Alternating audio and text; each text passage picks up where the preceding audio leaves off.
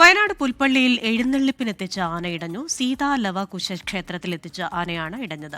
സംഭവത്തിൽ 2 പാപ്പാന്മാർക്ക് പരിക്കേറ്റു.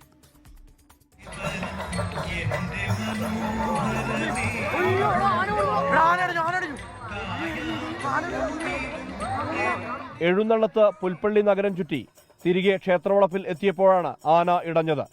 കൊല്ലത്തു നിന്നെത്തിച്ച ശിവൻ എന്ന കൊമ്പനാണ് ഇടഞ്ഞത്. പാപ്പാന്മാരായ ഉണ്ണി, രാഹുൽ എന്നിവർക്ക് പരിക്കേറ്റു. ഇവരെ മാനന്തവാടി മെഡിക്കൽ കോളേജ് ആശുപത്രിയിൽ പ്രവേശിപ്പിച്ചു. രാത്രി 10 മണിയോടെയാണ് സംഭവം.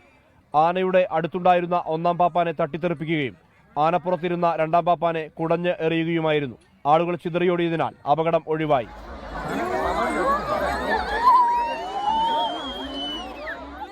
അരമണിക്കൂറിന് ശേഷം മറ്റ് പാപ്പാന്മാർ ചേർന്ന് ആനയെ തളച്ചു.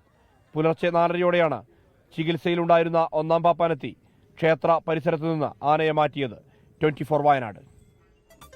ലോകത്തെവിടെയായാലും ഏത് സമയത്തും 24 വാർത്തകളും ഓഗ്മെന്റഡ് റിയാലിറ്റി പാക്കേജുകളും എക്സ്പ്ലെയിനറുകളും വിശദമായി കാണാൻ ഞങ്ങളുടെ യൂട്യൂബ് ചാനൽ നിങ്ങൾക്ക് സബ്സ്ക്രൈബ് ചെയ്യാം.